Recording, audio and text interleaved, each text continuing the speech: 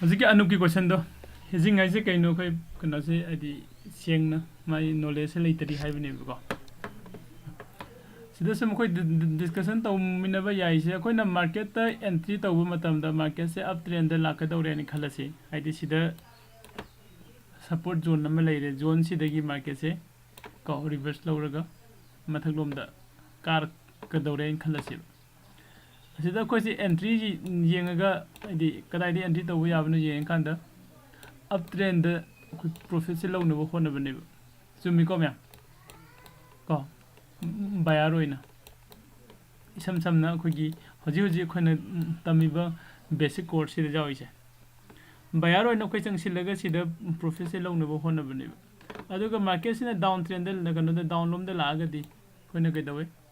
Seller in the Sanguinib. Go. Seller in a thread loader, Aduga, a profit loan of one of a neighbor. High Rivasigi, buyer and sellers. Since now you just CNC the Netraga MIS the equity the threat of the company belong to race. Adugo, Masagi see the option have a live derivative market option and future. Option and the futures is hidden okay doing as I see the coin equity market high get la candana in a buy to hide the candle sell to si kadai dano equity market mu changsila kan da khona MIS kano se kon MIS hai ko MIS ko margin kano se ko intraday gi ko square of ko margin intraday square of haven hai ribasi gi MIS se si khaktan ne bunga sa gi market se na haigala ko matam da buy to bo jai hide ko matam da sell to bo ya hai je equity market da kon changsilaga MIS se da intraday option the Kutang Pangiba. Aduga CNC the D. CNC the Fung Devasi Canosium. CNC the sea Fung the Vanina, markets in a high Dracomatum, the down lacumatum, the markets in the down lac to a seller or in a Sanga Haragadi. Seller or in a Sanga Haragadi, a CNC the day seller or in a Sangaya the Vanina, I get over MIS Tamkamu, I get Sanguniva. MIS haragadi intraday harakunnya norm khaktaneba 1 day da magi kano solution gareba magi validity hai tare ka 1 day gi expire hoy gareba adudi masagi market se numeri humni mari ni atraga hafta ama download da sakadore ase aina apet agi analysis si matungina aina ubasi dagi aina market se makharom da lakwas de lowninge ko seller oina ko laida thamaga numi humni mari ni thamningi ga haiba ko sigi stage sida koi kari to ya ga kanda feature haibam thore ko sagi equity gi ga no se sidagi derive to thoro se mai ni ko feature haibam thore feature market se sida akoina changsil laga nga sagi market sina down trend lakpa matam da koi seller oine entry je low yabagi kano se pire ba man ko down trend lakpa matam sida ai se as a seller market ko ai se entry to ba ngamme ba ko market ai se entry to budi ngamme seller oina ko sisima aduga to budadi sida haise kaina ka da magi contract period am lay ri akoina low sing ubo khorpa tawra kanda go contract am thamidana adi mi gi low ga sala kanda adi sahi amagi ani gi ahum gi gani ine bada dui type ta sida su contract period am lay aine low river features du gi matungina 1 month ki contract 2 months ki contract natraga 3 months ki contract han lay ko ayi wari se ada gi horab ni makok te ko si contract se lay sigi period sigi matungina khoi ai trade se low yaiba aina 3 months ki low ragadi aina sida seller oine entry change khalasi ko 3 months se jau driba wa ana tragan ai profit phang driba wa ai thamba dum kaisu kai di ko tawbadi ai market trend se makharam da lakani haibasi ga hafet ko khangba mathau tare aduga muk mathalom da ka khale khalasi market se mathalom da ka khala ko matam da su aina sida entry low bujai kari oina buyer oina sidi ekoi equity da sudum tawe natra CNC da sudum tawe ko ꯁꯦꯟꯁꯤꯗ ꯑꯩꯈꯣꯏ ꯉꯁꯤ ꯂꯩꯔꯒ ꯅꯨꯃꯤꯠ ꯅꯤꯅꯤ ꯍꯨꯝꯅꯤ ꯃꯔꯤꯅꯤ ꯃꯉꯥꯅꯤ ꯇꯔꯥꯅꯤ ꯀꯨꯟꯅꯤ ꯀꯨꯟꯊ꯭ꯔꯥꯅꯤ ꯊꯝꯃꯀꯥꯟꯗ ꯑꯩꯈꯣꯏ ꯑꯩꯒꯤ ꯇ꯭ꯔꯦꯗꯇꯣ ꯑꯦꯛꯖꯤꯠ ꯇꯧꯊꯣꯛꯑꯒ ꯑꯩꯒꯤ ꯄ꯭ꯔꯣꯐꯤꯠ ꯂꯧꯊꯣꯛꯄꯁꯨ ꯌꯥꯏ ꯀꯣ ꯑꯗꯨꯗꯤ ꯁꯤꯗ ꯀ꯭ꯋꯦꯁꯟ ꯑꯃꯃꯨꯛ ꯂꯥꯛꯑꯦꯕ ꯑꯣꯀꯦ ꯁꯥꯔ ꯁꯤꯗ ꯁꯦꯂꯔ ꯑꯣꯏꯅ ꯑꯩꯅ ꯑꯦꯟꯇ꯭ꯔꯤ ꯇꯧꯕꯗꯗꯤ ꯗꯥꯎꯟ ꯇ꯭ꯔꯦꯟꯗ ꯁꯦꯂꯔ ꯑꯣꯏꯅ ꯆꯪꯕꯁꯤꯗ ꯍꯥꯏꯗꯤ ꯁ꯭ꯋꯤꯡ ꯇ꯭ꯔꯦꯗ ꯇꯧꯒꯦ ꯅꯨꯃꯤꯠ ꯈꯔꯅꯤꯒꯤ ꯇ꯭ꯔꯦꯗ ꯇꯧꯒꯦ ꯍꯥꯏꯕꯗꯗꯤ ꯑꯣꯀꯦ ꯐꯤꯆꯔꯁꯦ ꯁꯨꯝ ꯌꯥꯖꯔꯦ ꯍꯥꯏꯔꯁꯦ ꯑꯗꯨꯒ ꯁꯤꯗ ꯏꯀ꯭ꯋꯤꯇꯤꯗ ꯑꯩꯈꯣꯏꯅ ꯕꯥꯏꯌꯔ ꯑꯣꯏꯅ ꯕꯥꯏ ꯇꯧꯔꯒ ꯑꯦꯟꯇ꯭ꯔꯤ ꯂꯧꯕ ꯃꯇꯝꯗ ꯐꯤꯆꯔꯗ ꯂꯧꯗꯁꯨ CNC ꯂꯩꯁꯤꯗꯤ CNCꯗ ꯂꯧꯕ ꯌꯥꯗꯕ꯭ꯔꯥ ꯍꯥꯏꯕ ꯀ꯭ꯋꯦꯁꯟ ꯑꯃ ꯂꯩꯀꯣ ꯑꯗꯣ ꯑꯩꯈꯣꯏꯅ CNCꯗꯁꯨ ꯂꯧꯕ ꯌꯥꯏ ꯐꯤꯆꯔꯗꯁꯨ ꯂꯧꯕ ꯌꯥꯏ ꯀꯣ ꯈꯦꯠꯅꯕ ꯑꯃꯈꯛ ꯂꯩ ꯈꯦꯠꯅꯩꯁꯦ ꯀꯩꯅꯣ ꯍꯥꯏꯔꯀꯥꯟꯗ ꯑꯩꯈꯣꯏꯅ ꯐꯤꯆꯔꯗ ꯂꯧꯔꯒꯗꯤ ꯀꯣ ꯑꯩꯈꯣꯏꯒꯤ ꯂꯤꯚꯔꯦꯖꯤꯡ ꯍꯥꯏꯕ ꯑꯃ ꯂꯩꯕꯗꯣ ꯑꯗꯨꯒꯤ ꯂꯤꯚꯔꯦꯖꯁꯦ ꯑꯩꯈꯣꯏꯅ ꯐꯤꯆꯔꯗ ꯇ꯭ꯔꯦꯗ ꯇꯧꯔꯒꯗꯤ ꯐꯖꯅ ꯐꯪꯉꯦꯕ ꯀꯣ ꯑꯗꯨꯒ CNCꯗꯗꯤ ꯁꯤꯒꯤ ꯂꯤꯚꯔꯦꯖꯁꯦ ꯂꯩꯇꯦꯕ ꯂꯤꯚꯔꯦꯖꯁꯦ ꯀꯩꯅꯣ ꯍꯥꯏꯔꯒꯗꯤ ꯑꯩꯉꯣꯟꯗ ꯃꯇꯦꯡ ꯄꯥꯡꯕꯤꯔꯛꯄꯗꯨꯅꯦꯕ ꯀꯣ ꯈꯔ ꯍꯦꯟꯅ ꯂꯥꯏꯠ ꯑꯣꯏꯍꯟꯕ ꯂꯥꯏꯇꯔ ꯑꯣꯏꯍꯟꯕꯗꯨꯅꯦꯕ ꯍꯥꯏꯗꯤ ꯑꯩꯅ ꯂꯨꯄꯥ ꯁꯦ 500 ꯁꯤꯌꯥꯔ ꯑꯃꯗ 500 ꯄꯤꯕ SBIꯒꯤ ꯁꯤꯌꯥꯔꯁꯦ 1500 ꯁꯤ ꯂꯧꯔꯦꯅ ꯈꯜꯂꯁꯦꯕ ꯀꯣ 1500 ꯁꯤ ꯂꯧꯔꯨꯕ ꯃꯇꯝꯁꯤꯗ ꯂꯨꯄꯥ ꯀꯌꯥꯃꯨꯛ ꯇꯥꯔꯅꯤ ꯑꯗꯨꯗꯤ ꯀꯣ ꯃꯉꯥ ꯑꯍꯨꯝ ꯆꯥꯝꯃꯉꯥ 75 ꯅꯤꯀꯣ 7 ꯆꯨꯝꯕ꯭ꯔꯥ ꯑꯩꯁꯦ ꯆꯨꯝꯃꯦ 7 लाख से अंदर 50,000 स्वामी की चांग से आई ट्रेड से सीगी 500 की जैसे 1,500 की क्वांटिटी से लोगों स्वामी की चांग नहीं याई को अदुबो अइना कईगुंबा फीचर द लौरगदी को से SBINFUT फीचर तो फीचर सिदा ngसागी आई अगस्त की से जस्ट एग्जांपल नि कोइन तविसे मैम सिदा लौरे खलसी 1500 क्वांटिटी से अइना कईगुंबा कनो सिदा फीचर द लौरगदी लाख अहुम मुकी मैन कोनेबा 2.5 लाख मुक्त याको 2.5 लाख मुक्त कोने अदुगा अइना कईगुंबा डायरेक्ट CNC द लौगे हारगदी को लाख 8 मुक्ति चंगेबा यानी को सुमई कानब खरा मसु खोगी सेबीना मागी रूल तोंगा तोंगा मा सेमगा थमगा खोना फीचर द ट्रेड तौगे हारगदी सिमखै नंगना कानब से फंगवाइन पीरि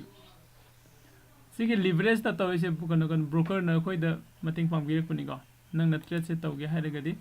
को सिदा संगदुबो पैसा से सिदगी नंगना सिमखै पिरो सागी सिदगी से खोना जि उरमबदो सिदा मार्जिन रिक्वायर हाइसे मार्जिन रिक्वायर से अइगी ट्रेडिंग अकाउंट की पीगदबो पैसा ने को अदुगा तसेंग नंगना सिदा कईगुंबा फीचर से नतबदा SBI द डायरेक्ट लैसी को हुजिक क्वांटिटी तो क्या 1,500 CNC द लो मतम द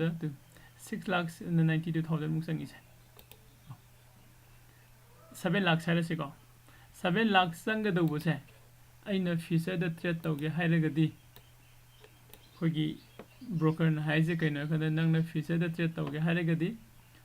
2.5 लाख मुसे पिरो अरे मखै द नुमान मतिंग पंगबीगे हाइबने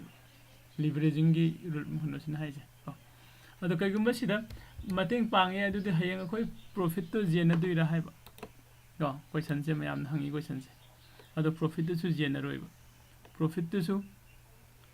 अइना दुम OYO हाइबने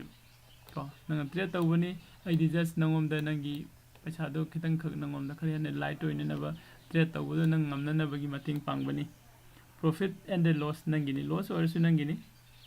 ko profit orsu nangini haiba ko sain tawruga khona feature da trade tawu matamda khoida leveraging se khara phange ko ado ngasai gi akhone oh haibi hai what the when leveraging this video the mogi benefit ke level leveraging to मोगी benefit से थोइदोकपा केमते लेदे मोगी broker कनोदो आदि broker से सिनरगा अखोइना trade तौरकांदा मखोइदा फंगौदुसे कइनो मसागी कनोदु खक्तने brokerage की कनोदो charge तो खोइना trade तौबगी charge अम पीदिदना अदु खतनी फंगौदुसे अदु broker सिंगसिना साने नोइसी leveraging तौगदबनी हाइबसे और तौरोइदबनी हाइबसु अदुना सेबी की मखाद सेबी की रूल की मतुंग ने तौबो ngata ne loin hana ko no option da trade tawu matam da su ko MIS ta tawragadi leveraging se yam chauna phangami hojikti phangdre ko chap managare similarly ado yani ko no asa hojiki akoina future tawa matam da ko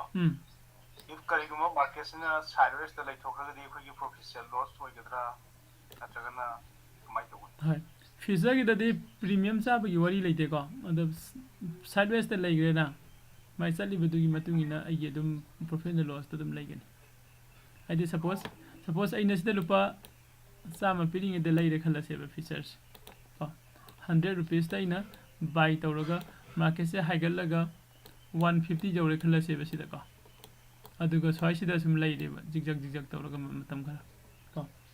sigi zigzag tawraga leiba matam se sida kaidoge kanda nangi sigi kariba kumiba tawraga sideways saliba kono se sigi matungina nangi profit and loss to show tawgani yani ko ꯑꯗꯨꯒ ꯁꯥꯔ ꯑꯩꯈꯣꯏꯒꯤ ꯑꯩꯈꯣꯏꯅ option ꯆꯪꯕ ꯃꯇꯝꯗꯗꯤ ꯑꯩꯈꯣꯏꯒꯤ ꯀꯩꯒꯨꯝꯕ loss ꯑꯣꯏꯔꯒꯁꯨ ꯑꯩꯈꯣꯏꯅ ꯂꯧꯔꯤꯕ ꯀ꯭ꯋꯥꯟꯇꯤꯇꯤꯒꯤ ꯄꯩꯁꯥꯗꯨ ꯃꯥꯡꯉꯤ ꯑꯗꯨꯒ ꯀꯩꯒꯨꯝꯕ ꯐ꯭ꯌꯨꯆꯔꯗꯁꯨ ꯀꯩꯒꯨꯝꯕ ꯑꯩꯈꯣꯏꯅ ꯂꯣꯁ ꯑꯣꯏꯔꯦ ꯈꯜꯂꯁꯦꯕ ꯁꯥꯔ ꯀꯣ ꯑꯗ ꯑꯩꯈꯣꯏꯒꯤ ꯃꯥꯁꯨ ꯑꯩꯈꯣꯏꯅ ꯂꯧꯔꯤꯕ ꯀ꯭ꯋꯥꯟꯇꯤꯇꯤꯗꯨꯒꯤ ꯄꯩꯁꯥꯗꯨ ꯑꯗꯨꯝ ꯃꯥꯡꯗꯣꯏꯔꯥ ꯅꯠꯇ꯭ꯔꯒꯅ ꯑꯩꯈꯣꯏꯒꯤ ꯑꯦꯀꯥꯎꯟꯗ ꯂꯩꯕꯁꯨ ꯂꯣꯏ ꯇꯛꯇꯨꯅ ꯃꯥꯡꯗꯣꯏꯔꯥ ꯁꯤꯃ okay अदुसे सिंगदोगे ngakta minion khada lowe ko kabe ꯍꯣꯏ ai tahogdare somda class am lawram habiro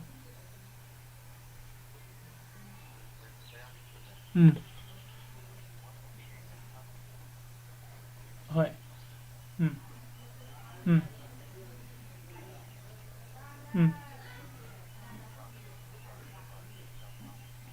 hojik ai se hojik se class am di tawriya hojik ai se pung kya mutana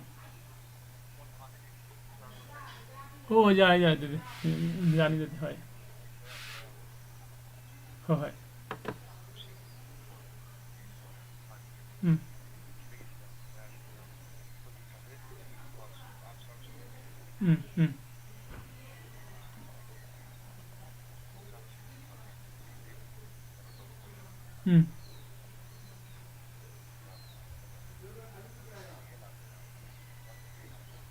hoi hoi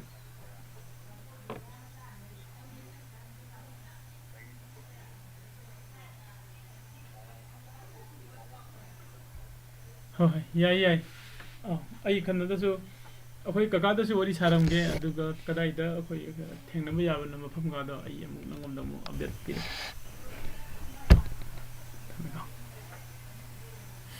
hojiki kano do ngasai gi suppose aina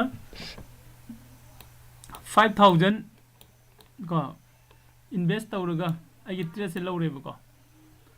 trade se lawraba matung sida market se aina di uptrend da sakane ne lawbani download da sum laeba download da sum la kan da ngasai 5000 se loina makse minus sum la ko da 5000 se loi tho khare khalasi sina dra ina question do mani ko the 5000 se loi geraba matung da ai gi trading account da yauriba ai gi fund do adu da gi su amuk minus set kadra haibne ko adu dai di minus set la roi ko sigi ngasai gi suppose aina trade se lawu matam da ne option da trade lawre khalase aina option sida trade se lawu matam sida sagi aina lawri ba trade se sigi mase haidraga kadai bo haidaba yabno haibagi limit amasu leiri ko adugi limit da lepkin adu kogi forex da ko currency da koina trade tawbaga kitang manada bam lei ko sida currency da koina forex da trade tawu matam da di asagi masina haidraga natraga haiga khraga minus from the lakpa matam kano sida lakpa matam da ne aini invest tawgiba amount se loi garasu ai trading account da yauriba amount se sidagi su atum chatlaga leiba aina kaigum stop loss thamaudragadi ko si matang sida stop loss yam important oi ko myam stop loss smaine laigani madalla hoje hangambada kanan aina sa kano ne ba agas अगर से कोई फंडगी कनो की trading account दे लेरिबा amount दो अदुदगी पैसा चलोय को आइने invest तौरिबा अमाउंट दो अदुगी मनुंग द खतंग सरकनी यानी को तो कना कना क्वेश्चन हंगिंग लेरिबा सोय मतंग ओके अदो अखोय कनो म येंगसिबा फ्यूचर सिदा आइसे सिदा ट्रेड चंगे खलसी को 100 रुपीस द ट्रेड से लौरे खलसी आइना येंगिसे कइनो मार्केट से मथक लोम द सोना कागिबा याय हाइबदुनि चुम्मिको मार्केट से मथक लोम द कागिबा याय हाइबगी आइना नो कनो से लौबनि ट्रेड लौबनि अदुबो मार्केट से मथक लोम द कादब सोम दोइना हाइधरि आई लॉस ओरनि नत्रा सिगी लॉस सिनेबा मयाम कीने दिस सिगी लॉस से ngसाइगी आइना इन्वेस्ट तौरिबा अमाउंट 100 सिम लोइना माइनस चलगा दि मदुंग दसु आई अकाउंट दसु सकदरगा हाइबा सुम क्वेश्चन लेबे लांगैसे तो अदो सिसिदा कोना गाड़ी अनौबम लौरे खलसी 4 व्हीलर अमा 4 व्हीलर से लौर कांदा खोय गैदवे लैबगा नुमित तुमक्तदा दम इंश्योरेंस अदम जाउसेले को एक्सीडेंट गुम थोगदी कंपनी ना कवर तौबिने बा नत्रा अदाइन तौरगा खोने सिदा स्टॉक मार्केट की मनुंग दसु को आइना सिदा लौरिबा ट्रेड से कगुम सोइरागदी खिदंग दंग ओइसु कवर तौननबा हाइना इंश्योरेंस अमा जाउसिलकपै वरिनेबा हेडिंग हाइस को गाड़ी की इंश्योरेंस तो आइना सिदसु इंश्योरेंस जाउसिलकतुइने इंश्योरेंस जाउबै टाइम ने अदो इंश्योरेंस से दैने जाउजे इन मार्केट से अप ट्रेंड से लगदी आइगी प्रॉफिट नि डाउन द लागदी असा आइगी loss ma'am Amu ओइगदौबदो अदुगी loss to दगी खरा मखै कन हौनबा हाइबदुनि बेलाइस यानी को अदुना फ्यूचर दा खोने ट्रेड तव मतमदा फ्यूचर सिदा इन बायर ओइना चंगे ट्रेड से लौरे खलसी होरेन मार्केट से हाइदरगदी आई फ्यूचर से मु सेल तौदिरा हाइबा SBI अमा इन होजि बाय तौरे खलसी बाय तौना लैरि सिदा अमुख मु सेल तौसिन हाइबा से सि यादेबा को SBI अमा बाय तौरे लैंगदी SBI अमा मु सेल तौसिन बसि यादेबा सि यादबनिना खोइना कैदोगे कांदा SBI अमा इन बाय तौरगा फ्यूचर दा इन बाय तौरगा को ट्रेड चंगबा मतमदा आइगी इंश्योरेंस अमा सेमगे हाइरगदी सेम सिगी SBI स्टॉक से सिसिगी ऑप्शन को ऑप्शन द चंगगा को कनोमा पुट अमा बाय तौरक्तुइनि कइगिनो पुट दी मार्केट ने डाउन तौरको मतमदा मागी प्रॉफिट हेंगलक्तुइनि नत्रा फ्यूचर दा इन बाय तौवसिना मार्केट से अप चलको मतमदा आइगी प्रॉफिट से हेंगलक्तुइनि अदुदे इन SBI से लौरगा बाय तौरगा मथलोम काखलक पाइसे कइनो मार्केट से अप ट्रेंड निबा अप ट्रेंड ओइरिबा मखै आइगी प्रॉफिट निबा डाउन ट्रेंड ओइरका आइगी लॉस ओइदिनिबा अदो इन फ्यूचर से अमुक सेल तौसिनबा यादबनिना ऑप्शन द चंगगा पुट ऑप्शन से इन बाय तौसिनबा यानी को पुट ऑप्शन से buy तौसिनबा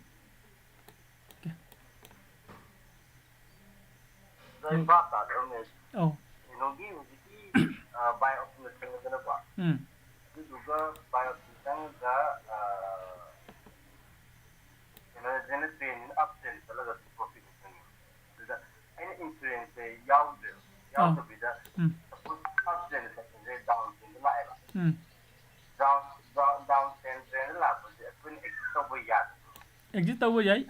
su yai aduga stop loss thamba sai loina mag yai insurance yauri sigi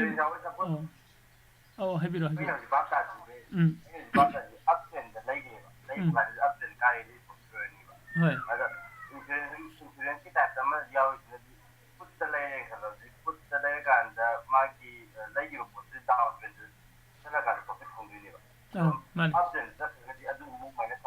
oh laktuini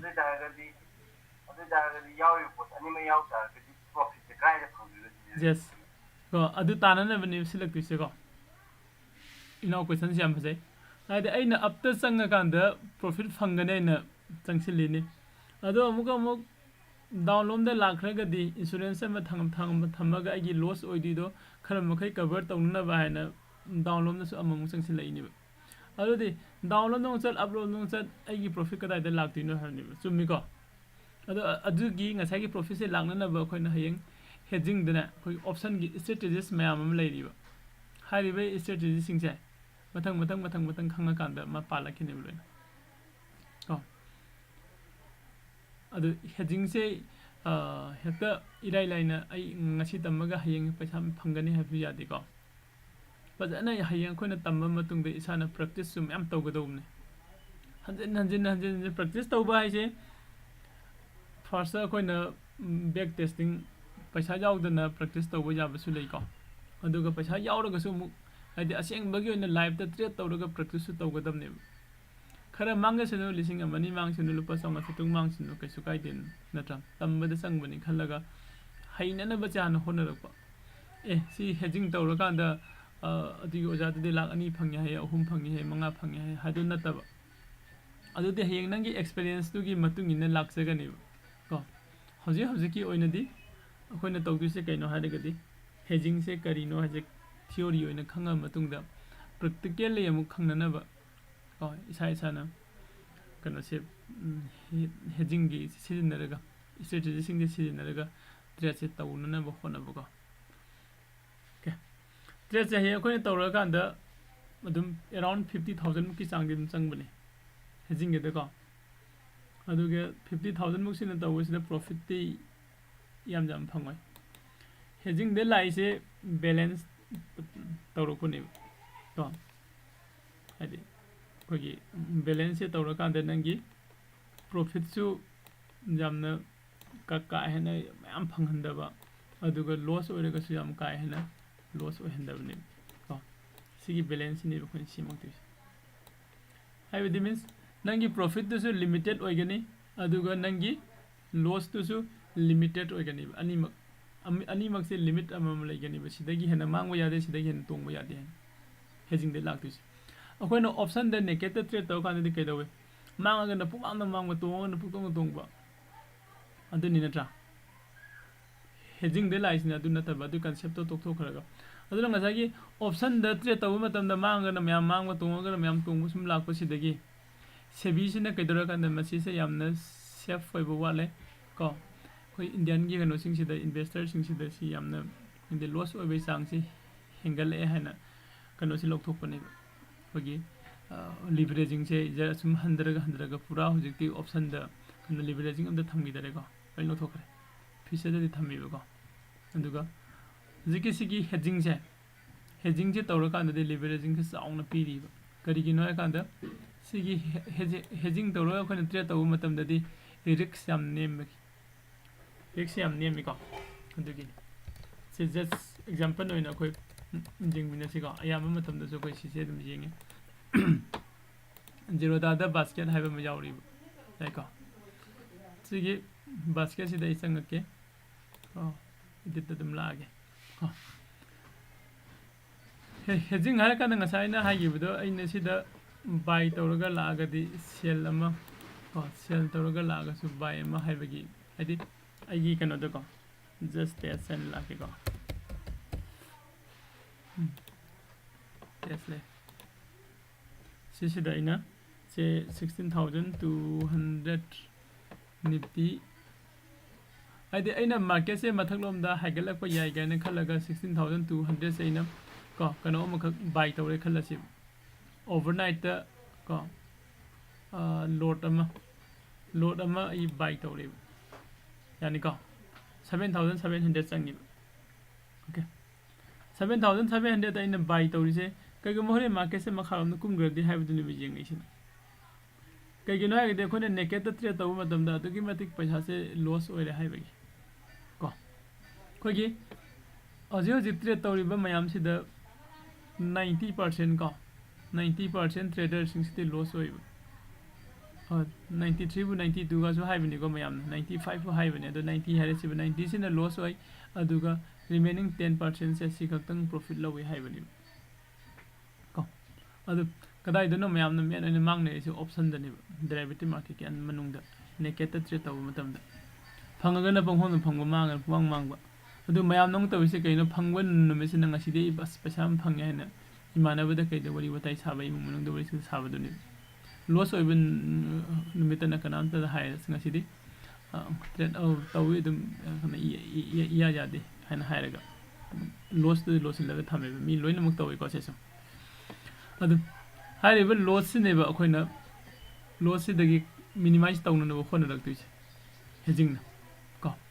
sida ina kana ma hapse lekhala se 16000 400 haise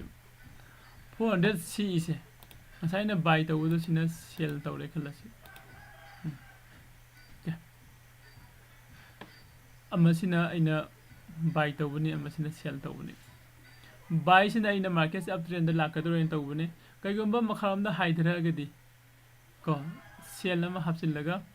I lost to Kramaki and never honably. Sig threats in a low matamda, and on the Satuisha 24,136 rupees. She said, Lega. Aduga, I did see a account the Yag the way I did. Required margins. The finance margin 20,519 in a threat low with the sun together with amount. Go. I would threat Sequina, the woman the just Sequina came to Jing de go. As if it's Samson Macatan. See a threat Sequina, low matamda. A profit na kya over Yavano, loss na kya over Yavano. At the Sushi sensible geek and Majorica. My maximum profit.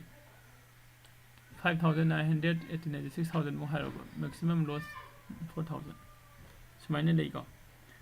sisi da koina ai profit na kitang hingal han ba ai loss na kitang handa han ba gaina sem ba yari ba to hai di means hedging sin tawise mayam kai noi ga di ai gi loss se minimize to han ba sima first point ka aduga ai gi profit ko limited o hen ba second third to lai se kai no hai ga di aina trade se sangring ida aigi maximum loss kya oiba yabano natraga aigi maximum profit kya oiba yabano aise aina trade lowdring ida ai hana khangani hedging isida eko question leina bro ma'am se matang sida hangdo ma'am le hango kaino hangsi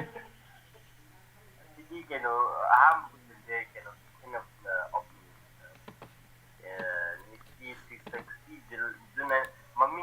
Ada pun terangkan di sisi yang tentang itu nak. Aduh di otomatis di Julai di CE kena.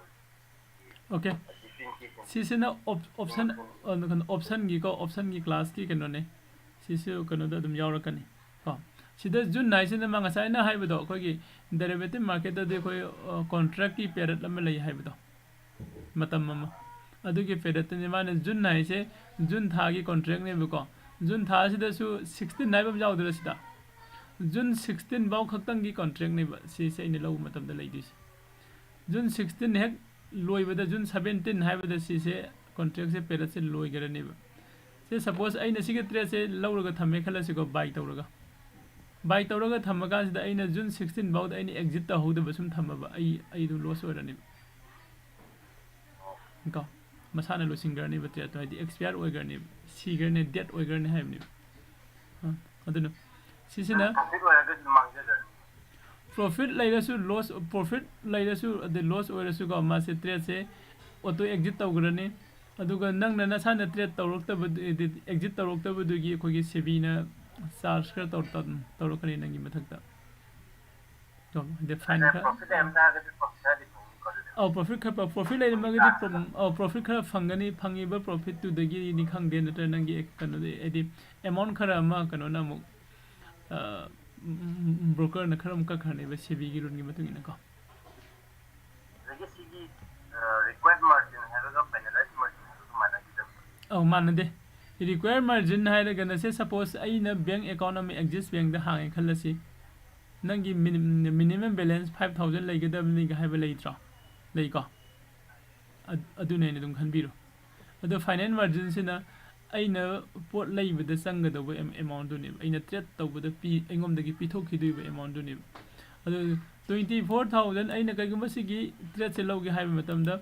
engom da gi sat ka da amount sina 20,519.39 se agi account da gi sat ka da amount ne adu 24,136 sigi amount sina ai account da lai gada amount ne ꯍꯥꯏꯗꯤ ꯑꯦꯀꯥꯎꯟꯗ ꯂꯩꯒꯗꯕ means ꯁꯤꯁꯤꯗ ꯁꯤꯒꯤ 20,000 ꯁꯤꯁꯨ include ꯇꯧꯔꯤꯀꯣ ꯁꯤ ꯌꯥꯎꯔꯒ 24,000 ꯁꯦ ꯑꯩꯒꯤ trading ꯑꯦꯀꯥꯎꯟꯗ ꯂꯩꯒꯗꯕꯅꯤ ꯍꯥꯏꯕ ꯌꯥꯏꯀꯣ ꯑꯍꯦꯟꯕ ꯄꯩꯁꯥꯁꯦ ꯑꯧ ꯑꯍꯦꯟꯕ ꯑꯣꯖꯥꯁꯦ ꯑꯩꯈꯣꯏꯅ ꯀꯩꯅꯣ ꯌꯨꯁꯇꯤ ꯇꯧꯔꯣꯏꯕ ꯍꯥꯏꯕꯗꯤ ꯌꯨꯁ ꯇꯧꯔꯣꯏ ꯇ꯭ꯔꯦꯠꯇꯨꯒꯤ ꯃꯇꯨꯡ ꯏꯟꯅ ꯑꯞꯇ ꯆꯠꯄ ꯗꯥꯎꯟꯗ ꯆꯠꯄ ꯑꯗꯨꯝ ꯍꯥꯞꯄꯣꯟꯗꯦꯕ ꯑꯗꯨꯝ 4,000 ꯑꯦꯔꯥꯎꯟ ꯁꯤꯒꯤ ꯀꯩꯅꯣꯁꯦ ꯑꯗꯨꯝ ꯑꯩ ꯑꯦꯀꯥꯎꯟ ꯌꯥꯎꯖ ꯂꯩ ꯑꯧ ꯑꯩꯒꯤ ꯑꯦꯀꯥꯎꯟꯗ ꯑꯩꯒꯤ ꯍꯣꯏ ꯌꯥꯎꯗꯣꯏꯅꯤ ꯑꯩꯒꯤ ꯀꯩꯅꯣꯗ ꯌꯥꯎꯗꯣꯏꯅꯤꯀꯣ ꯁꯤꯁꯨ ꯍꯥꯟꯅ ꯇꯧꯔꯝꯗꯦ ꯁꯤ ꯍꯟꯗꯛꯀꯤ ꯁꯦꯞꯇꯦꯝꯕꯔ 2021ꯗꯒꯤ ꯁꯦꯕꯤꯅ ꯔꯨꯜ ꯑꯃ ꯂꯥꯛꯈꯤꯕ ꯑꯩꯅ ꯇ꯭ꯔꯦꯠ ꯂꯧꯕ ꯃꯇꯝꯗ ꯑꯩꯒꯤ ꯇ꯭ꯔꯦꯗꯤꯡ ꯑꯦꯀꯥꯎꯟꯁꯤꯗ ꯀꯣ ꯑꯦꯔꯥꯎꯟ 20% ꯃꯨꯛꯁꯦ ꯑꯩꯅ ꯆꯪꯉꯤꯕ ꯇ꯭ꯔꯦꯠꯇꯣ ꯑꯗꯨꯒꯤ ꯀꯣ 20% ꯃꯨꯛꯁꯦ ꯐꯟꯁꯦ ꯂꯩꯒꯗꯕꯅꯤ ꯍꯥꯏꯕ ꯑꯗꯨꯒꯨꯝꯕ ꯔꯨꯜ ꯑꯃ ꯍꯟꯗꯛ ꯂꯥꯛꯈꯤꯕꯅꯤ 2021ꯒꯤ ꯁꯦꯞꯇꯦꯝꯕꯔ ꯑꯗꯨꯋꯥꯏꯗꯀꯣ ꯁꯤꯗꯒꯤ ꯁꯨꯝ ꯍꯧꯔꯛꯄꯅꯤ ꯑꯗꯣ ꯑꯩꯈꯣꯏꯅ ꯍꯦꯖꯤꯡꯁꯦ ꯇꯧꯔꯀꯥꯟꯗꯗꯤ ꯃꯥꯔꯖꯤꯟꯁꯦ ꯐꯖꯅ ꯐꯪꯉꯤꯀꯣ ꯁꯤꯗ ꯑꯩ ꯃꯥꯔꯖꯤꯟ ꯐꯪꯕꯗꯨꯁꯨ ꯌꯦꯡꯍꯟꯒꯦꯀꯣ ꯁꯄꯣꯁ ꯑꯩꯅ ꯁꯤꯒꯤ ꯕꯥꯏꯁꯦ ꯃꯨꯊꯠꯈ꯭ꯔꯣꯕ ꯑꯦꯃꯥꯎꯟ ꯀꯌꯥ ꯑꯣꯟꯈꯤꯕ ꯌꯦꯡꯉꯣ 85,000 ꯅꯠꯇ꯭ꯔꯥ ꯁꯤꯅ 89,000 ꯍꯥꯏꯔꯁꯤ ꯀꯣ ꯁꯤꯗ ꯑꯩꯅ ꯁꯤꯁꯦ ꯁꯦꯂꯔ ꯑꯣꯏꯅ ꯆꯪꯉꯒ ꯁꯤꯗ ꯇ꯭ꯔꯦꯠ ꯇꯧꯕꯁꯦ ꯁꯤ ꯑꯣꯏꯔꯒꯗꯤ ꯑꯩ ꯁꯤ ꯑꯦꯃꯥꯎꯟꯁꯤꯅꯦꯕ ꯑꯩꯉꯣꯟꯗ ꯆꯠꯇꯣꯏꯁꯦ ꯑꯗꯨꯕꯨ ꯑꯩꯅ ꯃꯥꯔꯀꯦꯠꯁꯦ ꯗꯥꯎꯟ ꯇ꯭ꯔꯦꯟ ꯂꯥꯛꯇꯣꯔꯤ ꯍꯥꯏꯕꯒꯤ ꯁꯦꯂꯔ ꯑꯣꯏꯅ ꯑꯦꯟꯇ꯭री ꯂꯧꯕꯅꯦꯕ ꯀꯣ ꯑꯗꯣ ꯑꯁꯤꯅ ꯁꯦꯂꯔ ꯑꯣꯏꯅ ꯑꯦꯟꯇ꯭री ꯂꯧꯕꯁꯦ ꯁꯤꯁꯤꯗ ꯍꯣꯔꯦꯟ ꯀꯩꯒꯨꯝꯕ ꯑꯞꯂꯣꯝ ꯆꯠꯂꯒꯗꯤ ꯍꯥꯏꯕꯒꯤ ꯑꯩꯅ ꯏꯟꯁꯨꯔꯦꯟꯁ ꯉꯁꯥꯏꯅ ꯏꯟꯁꯨꯔꯦꯟꯁꯀꯤ ꯇꯥꯏꯞꯇ ꯍꯥꯏꯕꯗꯣ ꯍꯥꯏꯗꯤ ꯍꯦꯠꯁ ꯇꯧꯔꯛꯑꯒꯗꯤ 16,200 ꯀꯣ ꯁꯤ ꯕꯥꯏ ꯇꯧꯔꯦ ꯈꯜꯂꯁꯤ ꯅꯠꯇ꯭ꯔꯒꯅ 16,250 ꯀ ꯍꯥꯏꯔꯣꯅꯦ 250ꯁꯦ ꯑꯩꯅ ꯕꯥꯏ ꯇꯧꯔꯦ ꯈꯜꯂꯁꯦꯕ ꯀ꯭ꯋꯥꯟꯇꯤꯇꯤ ꯕꯥꯏ ꯇꯧꯔꯀꯥꯟꯗ ꯁꯤꯗ ꯀꯩꯅꯣ ꯌꯧꯈꯤꯕ꯭ꯔꯥ ꯌꯦꯡꯉꯨ 19,319 ꯀꯣ ꯁꯤꯗꯗꯤ 95 ꯁꯨꯝ ꯂꯩꯀꯣ ꯁꯤ ꯁꯨꯝꯕꯁꯤꯁꯨ ꯑꯩꯈꯣꯏ ꯍꯌꯦꯡ ꯇꯝꯕꯗꯁꯨ ꯃꯊꯪ ꯃꯊꯪ ꯌꯥꯎꯔꯛꯀꯅꯤ ꯑꯗꯨꯗ ꯍꯥꯏꯔꯒꯗꯤ ꯁꯄꯣꯁ ꯁꯤꯛꯁꯇꯤꯟꯁꯤꯗ ꯖꯨꯟ 16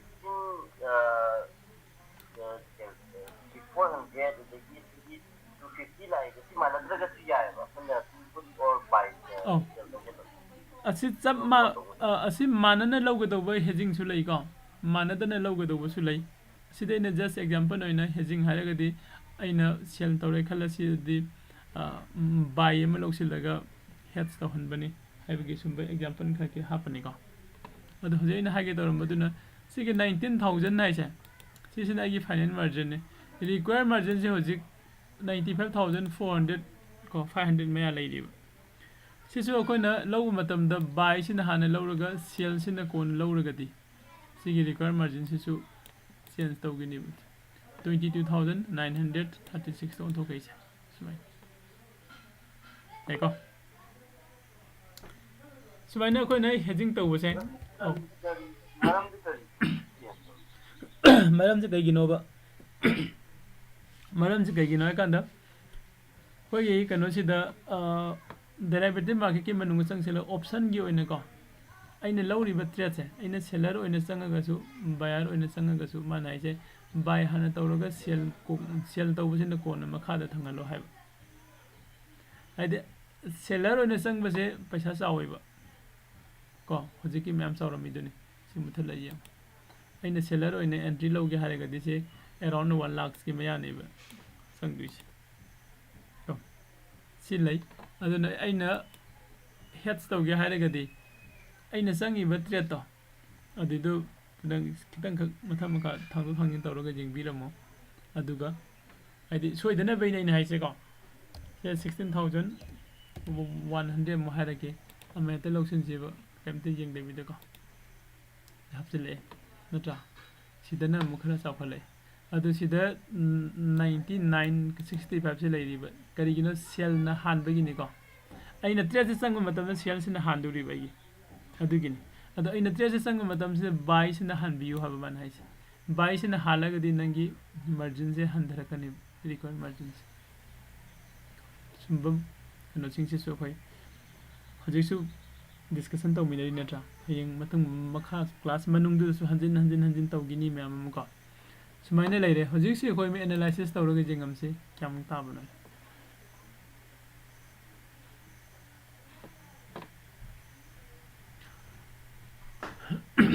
ꯁꯤꯗꯤ ꯌꯦꯡꯉꯣ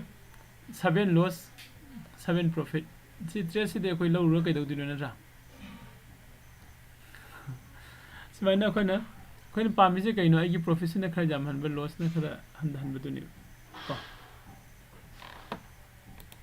okay ada khoi na hedging tawba matam da option khaktang da hedging tawgan hai ba leite future da so khoi na hedging tawba yai go adai di atopa mana khoi na hedging tawba matam si da ai gi hedging kano cha market ki trend di khitang khang ma thau tai handa ki numit khar ni si market se up lom da lak to mali natraga numit khar ni se market se down lom da lak to mali ko adai di sideways da lei du mali ga haiba sumba ai ko natraga na ngasi se market se sideways sa tu mali ga haiba to aduga nang na normal gi hedging to ge hare ga di ngasi se market se up ta sa tu mali ga aduga to pam na ngasi se market se down lom da lak ba yai ga na khan ba mai na dum lei sigi ahum se important oi hedging tawna na bkhon rak pata ko kai gino hai gadi sigi trend sigi matung ina ai gi hedging kano se pansilak tu ni bu ti trend sigi matung down trend oi daga na ai seller da focus tawrani up trend oi daga na ai kai da focus tawrani buyer da focus tawrani sideways la gadi sideways laga so koi seller da di focus taw du ni du sigi oina tonga na hedging gi kano se koi strategy se lai betonga ko na si da sum i rega thamba se call speed put speed ani lai ko call speed in uptrend da lag tu ni put speed in downtrend da lag tu ni ko Straddle and the Strangle na ni lai si da na ngasa gi ina kano na hangi bedo kano se koi strike price sim manadan na ja lo su yabra ga hai bada asagi Strangle gum se la ga di strike price se manara ga ni hena farak ni adi kon strike price manaba sida magi premium se haipet manabam uruk pa tan ja du ni ko ni jing se ka adu maina adi ko ni hedging se future ga option ga pun ni hedging to ba ko ratio speed ka lai iron butterfly adu butterfly speed ka adi sai sida sideways selak matam sida ko koi karamba hedging pandino ga hai ba adi market se aina pami se ngasi asida open taw market se swai jaga swai da sum loisin ba pame sigi hedging su lai ni ba saina hedging jing se lai de adi hedging se koi da yamna kana ba kano ne ne khale aduga tawbada di akoni hedging se kana hare ngasi tamaga hayeng heda paisa phangani kana gani habdi de leite ko elis tha khara di practice tawbada ka oi hana policy kumari kumangai di 50000 haro 50000 muk se ai trading account da le haraga hedging da dum practice tawbada ka oi nomu gi lupa sanga phangba lising phangba sanga mangba lising mangba tawraga dani hedging se koi pullaga discussion tawminaraga market se kadam da lakba yai no kamai tawbo no sumba myam ma yeng kan da tawoi madan question ka ke lai dige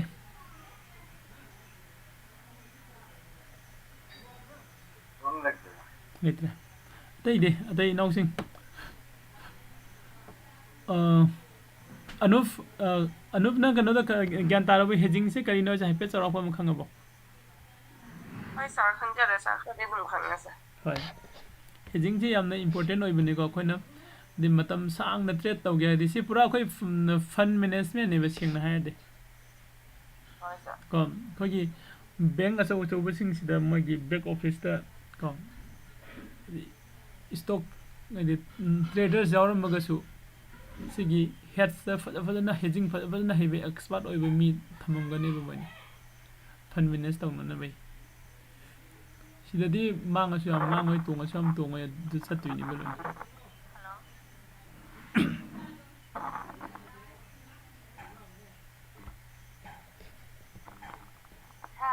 oh have you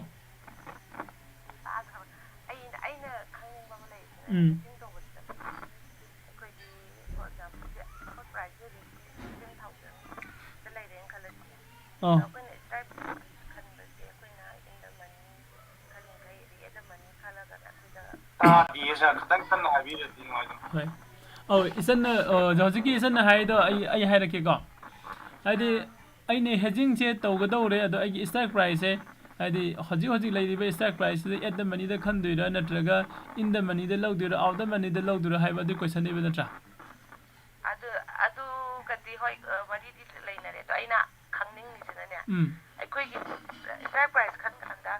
ꯑꯩꯗ ꯀꯩꯒꯨꯝꯕ ꯁꯤꯗ ꯕꯥꯏ ꯇꯧꯔꯒꯗꯤ ꯑꯩꯅ ꯑꯁꯨꯃꯥꯏꯅ ꯇꯧꯕꯗꯣ ꯃꯣꯏꯒꯤ ꯇꯥꯔꯕꯤꯗ 15,600 ꯀꯥꯏꯅ ꯁꯨꯃꯥꯏꯅ ꯈꯜꯂꯤꯗꯅ ꯃꯥꯅ ꯇꯥꯔꯕꯅꯤ ꯑꯗꯒꯤ ꯑꯩꯅ ꯄꯤꯗ ꯈꯟꯕ ꯀꯥꯟꯗ ꯃꯥꯅ ꯀꯥꯔꯕꯗ ꯉꯁꯥꯏꯒꯤ 16,000 ꯂꯩꯁꯤꯅ ꯀꯥꯔꯕꯗ 16,800 ꯌꯧꯔꯣꯏꯅ ꯁꯨꯃꯥꯏꯅ ꯈꯟꯕ ꯑꯃ ꯇꯧꯕꯗꯣ ꯍꯣꯏ ꯑꯗꯣ ꯑꯩꯈꯣꯏ ꯃꯥꯔꯀꯦꯠ ꯑꯦꯅꯥꯂꯥꯏꯁꯤꯁꯅꯦꯀꯣ ꯑꯗꯨꯁꯨ ꯑꯩꯈꯣꯏ ꯃꯌꯥꯝ ꯑꯗꯨꯝ ꯇꯧꯃꯤꯟꯅꯁꯤ ꯍꯥꯟꯅꯗꯒꯤꯁꯨ ꯁꯨꯝ ꯇꯧꯔꯤꯕ ꯍꯥꯏꯗꯤ ꯑꯗꯨꯁꯤꯡꯁꯦ ꯑꯩꯈꯣꯏ ꯍꯥꯏꯗꯤ ꯅꯣꯡꯃꯒꯤ ꯑꯝꯇ ꯃꯥꯟꯅꯔꯣꯏꯀꯣ ꯑꯗꯣ ꯑꯦꯚꯔꯦꯖ ꯑꯣꯏꯅ ꯍꯧꯖꯤꯛ ꯅꯤꯐꯇꯤꯅ ꯃꯦꯛꯁꯤꯃꯝꯗ ꯆꯠꯂꯤꯁꯦ ꯀꯩꯅꯣꯗ 500ꯀꯤ ꯆꯥꯡ ꯑꯗꯨꯝ ꯆꯠꯂꯤꯀꯣ ꯄꯣꯏꯟꯁꯦ ꯃꯤꯠ ꯊꯝꯕꯤꯌꯣ ꯃꯤꯠ ꯊꯝꯕꯤꯌꯣ ꯀꯅꯥꯒꯤꯅꯣ ꯀꯩꯅꯣꯗꯣ ꯁꯧꯔꯒ ꯂꯩꯕ ꯑꯃ ꯌꯥꯎꯔꯦ ꯌꯥꯔꯕ ꯃꯥꯜꯂꯦꯀꯣ ꯌꯥꯔꯕ ꯃꯌꯥꯝ ꯍꯣꯏ ꯑꯗꯣ ꯑꯩꯈꯣꯏꯅ ꯍꯦꯖꯤꯡꯒ ꯈꯤꯇꯪ ꯑꯩꯈꯣꯏꯒꯤ ꯅꯦꯀꯦꯠ ꯑꯣꯞꯁꯟꯁꯤꯒ ꯈꯦꯠꯅꯔꯛꯏꯁꯤꯗꯤ ꯀꯗꯥꯏꯗꯅꯣ ꯍꯥꯏꯔꯀꯥꯟꯗ ꯅꯦꯀꯦꯠ ꯑꯣꯞꯁꯟꯗꯗꯤ ꯑꯩꯈꯣꯏꯅ ꯂꯥꯛꯏꯁꯦ ꯑꯩꯅ ꯂꯧꯔꯤꯕ ꯁ꯭ꯇ꯭ꯔꯥꯏꯛ ꯄ꯭ꯔꯥꯏꯁꯇꯣ ꯑꯗꯨ ꯈꯛꯇꯅꯦꯕ ꯑꯩꯈꯣꯏꯅ ꯐꯣꯀꯁ ꯇꯧꯔꯛꯏꯁꯦ ꯑꯗꯣ ꯍꯦꯖꯤꯡꯗꯗꯤ ꯑꯩꯒꯤ ꯃꯥꯔꯀꯦꯠ ꯇ꯭ꯔꯦꯟꯗꯨꯒꯤ ꯃꯇꯨꯡ ꯏꯟꯅ ꯀꯔꯝꯕ ꯁ꯭ꯇ꯭ꯔꯥꯏꯛ ꯄ꯭ꯔꯥꯏꯁꯇ ꯑꯩ ꯂꯧꯗꯣꯏꯅꯣ ꯍꯥꯏꯗꯣ ꯑꯗꯨꯁꯨ ꯂꯥꯛꯀꯅꯦꯕ ꯁꯤꯃ ꯅꯝꯕꯔ 1 ꯀꯣ ꯑꯗꯩꯗꯤ ꯉꯁꯥꯏꯒꯤ ꯉꯁꯤꯁꯦ ꯃꯥꯔꯀꯦꯠꯁꯦ ꯗꯤꯃꯥꯟ ꯍꯥꯏꯒꯠꯂꯛꯑꯒꯗ ꯍꯥꯏꯗꯤ 16,000 ꯀꯣ 700ꯇꯒꯤ ꯍꯦꯟꯅ ꯀꯥꯔꯣꯏꯒ ꯍꯥꯏꯕ ꯅꯠꯇ꯭ꯔꯥ ꯁꯨꯝꯕ ꯂꯥꯛꯏꯁꯤꯅ ꯀꯥꯏꯗꯅꯣ ꯍꯥꯏꯀꯥꯟꯗ 16,700 ꯁ꯭ꯋꯥꯏ ꯌꯧꯁꯤꯜꯂꯛꯄ ꯁ꯭ꯋꯥꯏꯗ ꯌꯥꯝꯅ ꯆꯥꯎꯕ ꯑꯩꯈꯣꯏꯒꯤ ꯁꯄ꯭ꯂꯥꯏ ꯖꯣꯟ ꯑꯃ ꯂꯩꯔꯦꯒ ꯍꯥꯏꯕ ꯀꯣ ꯑꯗꯨꯗ ꯑꯣꯄꯟ ꯏꯟꯇꯔꯦꯁꯇ ꯁ꯭ꯋꯥꯏꯗ ꯌꯥꯝꯅ ꯂꯩꯁꯤꯜꯂꯦ ꯔꯦजिस्टेंस ꯌꯥꯝꯅ ꯋꯥꯡꯅ ꯂꯩꯔꯦ ꯁꯤꯗꯒꯤꯗꯤ ꯀꯥꯏꯕ ꯉꯝꯃꯔꯣꯏꯒ ꯍꯥꯏꯕ ꯑꯗꯨꯝꯕꯅꯦꯕ ꯂꯥꯛꯇꯣꯏꯁꯤꯅ ꯑꯗꯨꯅ ꯑꯩꯈꯣꯏꯒꯤ ꯑꯩꯅ ꯁꯤꯗ ꯀꯩꯅꯣꯝꯃ ꯍꯥꯞꯄꯤꯁꯦ ꯍꯥꯟꯅꯁꯨ ꯑꯩꯈꯣꯏ ꯁꯨꯝ ꯅꯩꯅꯩꯀꯣ ꯅꯩꯅꯔꯒ ꯁꯤꯗ ꯗꯦꯔꯥꯏꯚꯦꯇꯤꯚ ꯑꯦꯅꯥꯂꯥꯏꯇꯤꯛꯁ ꯍꯥꯏꯅ ꯑꯃ ꯍꯥꯞꯄꯛꯏꯁꯦ ꯁꯤꯒꯤ ꯄꯣꯏꯟꯠꯁꯤꯅꯤꯀꯣ ꯗꯦꯔꯥꯏꯚꯦꯇꯤꯚ ꯑꯦꯅꯥꯂꯥꯏꯇꯤꯛꯁꯗ ꯂꯥꯛꯑꯅꯤ ꯁꯤ ꯑꯩꯈꯣꯏꯒꯤ ꯑꯣꯄꯟ ꯏꯟꯇꯔꯦꯁ ꯑꯗꯨꯒ ꯚꯣꯂꯨꯝ ꯀꯣ ꯁꯤꯗ ꯑꯩꯈꯣꯏ open interest ne bu khani menen yeng tuise ado open interest khatang yenga yarabra hairagadi ko khari hena mapung phang ge hardi khoina price action gi khoi gi technical analysis da demand and supply zone se sisu yamna important oi market se khoi haigala ku matam da sida supply zone am lei lei me khala sida ka khalak pa sigi zone sida gi hena ka bangam do man de ga haiba sini me la ki sida khoi gi target oi se ga ko yani ko atai question ke lei riba ma'am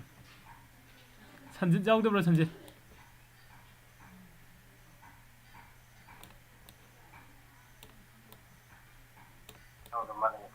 oh ma thabak silamani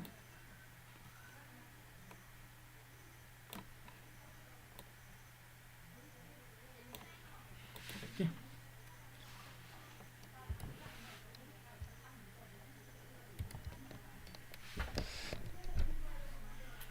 the ma'am question se lainadra di loisilasi ko aduga masi saturday ni ko today sunday hayeng su dum pung 8:30 swai natra 8 adoida ko 8 to 8:30 gi marak se si da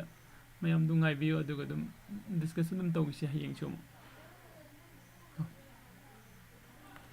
ani ko